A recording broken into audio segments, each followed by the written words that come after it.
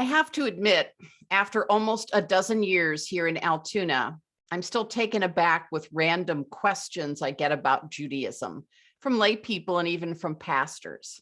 Some are pretty sophisticated and respectful questions about theology and practice. Some are as basic as, so Jesus was Jewish, and where do you do your sacrifices now that you don't have a temple? For years, we had a great interfaith series every year that explored a lot of these issues of faith and practice and conflicting narratives and beliefs. It kind of played itself out before COVID, so we're left with conversations on the congregational or individual level. And I always appreciate it when I'm invited to teach about Judaism instead of having non-Jews trying to figure us out for themselves. And what I've figured out is that at least some of the misunderstandings about Judaism evolved from this morning's Torah portion, the Akedah, the binding and near sacrifice of Isaac by his father Abraham at the command of Abraham's God. In fact, this one story, which actually is never mentioned again in the rest of the Torah, becomes fundamental to the two monotheistic faiths that were spawned by ancient Judaism, but fundamental in a way that leads to a lot of confusion and sometimes some bad feelings.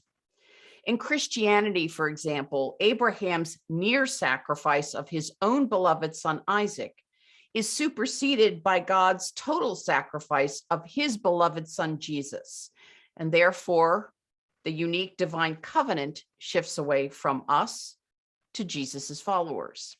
In Islamic tradition, the child who is saved is Ishmael and not Isaac, which means the divine covenant belongs not to Isaac's descendants, that would be us, but to Ishmael's. And maybe that's why we read the story of the binding of Isaac on Rosh Hashanah. For us, the new year means a new commitment to our behavior and to our treatment of other people and our world. But it's also a time for renewing our covenant with our God and our faith. When we hear the sound of the shofar on this day of judgment, we ask God to remember the selfless act of Abraham, the binding of Isaac, and the covenant that is binding on all generations of their descendants, both by blood and by choice. It's a reminder, not just to all Jews, but to all humanity, that it was our Torah, our people, our prophet that brought to the world this whole concept of the divine love and of the joy that we share in the divine presence and promise of redemption. We rabbis talk a lot amongst ourselves about how to talk to non-Jews.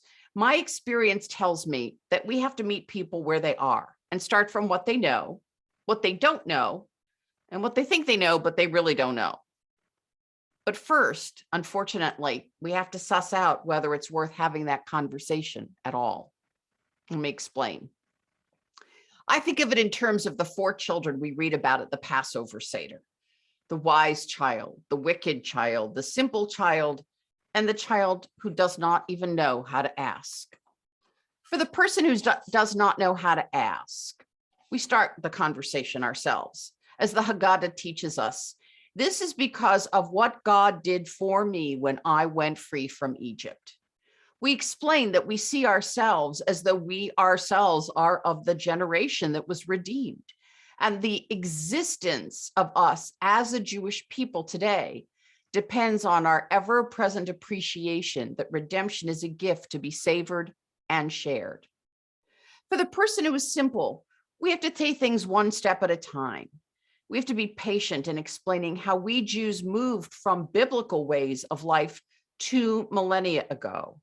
We have to teach how Judaism was reborn and restored in a world without a temple or priests or sacrifices, and that the genius of the early rabbis was their ability to create exactly what God promised to the people through Moses. You have seen what I did to the Egyptians and how I carried you on eagle's wings and brought you to myself, God told us. Now, therefore, if you will obey my voice indeed and keep my covenant, then you shall be my own treasure among all peoples, for all the earth is mine, and you shall be to me a kingdom of priests, and a holy nation. The person who is wise already knows that our notion of Jews as God's treasured people does not deny or disrespect anyone else's beliefs. It doesn't make us superior, nor does it endow us with any right to control anyone or anything beyond ourselves. In any of these three situations, we can sit together with neighbors and colleagues and friends, and we can have rational and honest and respectful discussions about pretty much anything, from the nature of the world to the responsibility of humanity. It is the fourth person, the person who is wicked, who is the cause for concern. In the Haggadah, this is the child who says, "What is this observance to you and not to me?"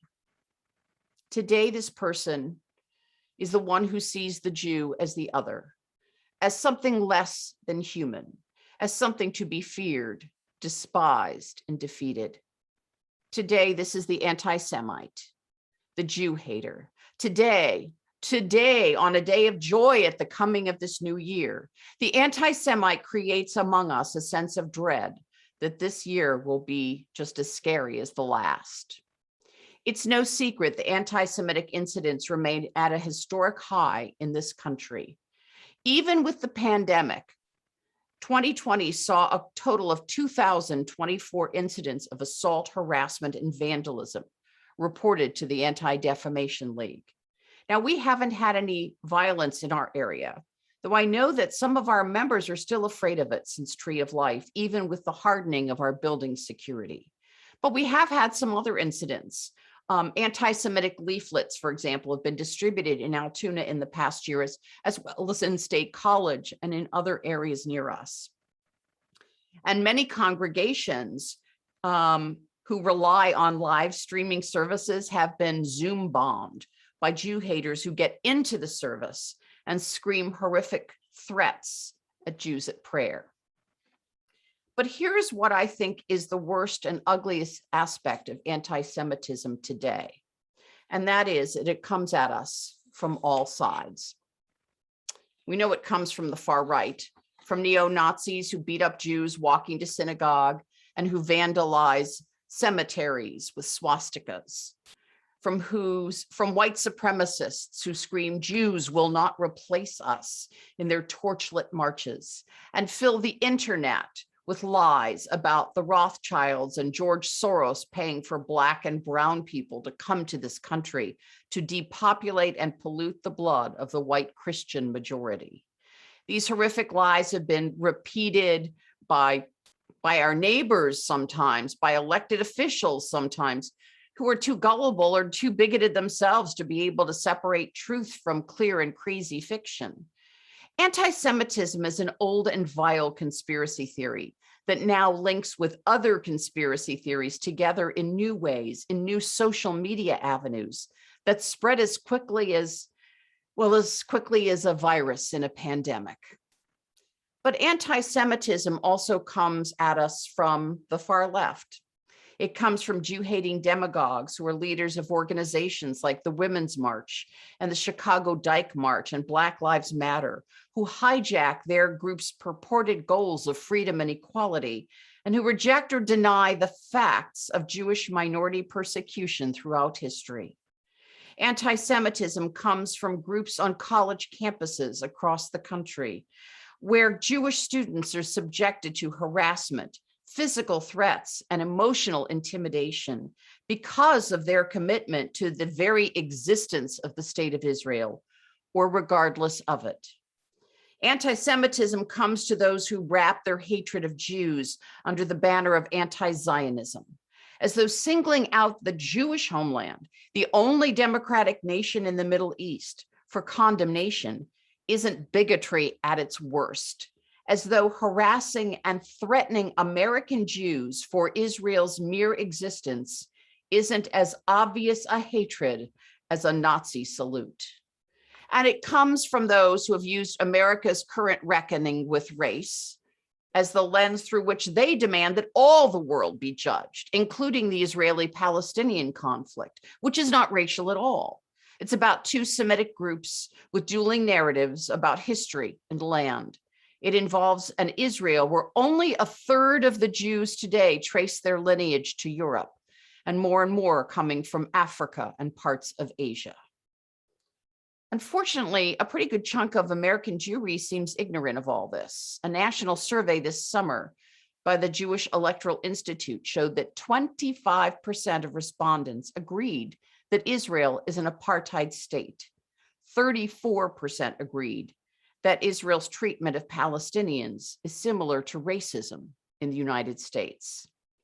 And yes, partly because of this, anti-Semitism also comes from some young Jews who are eager to prove their credentials as progressive activists.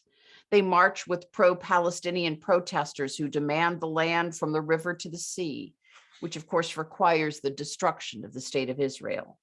They're willing to discard a key part of their identities, their Judaism, the faith tradition that gave much of the world its moral foundation in the first place.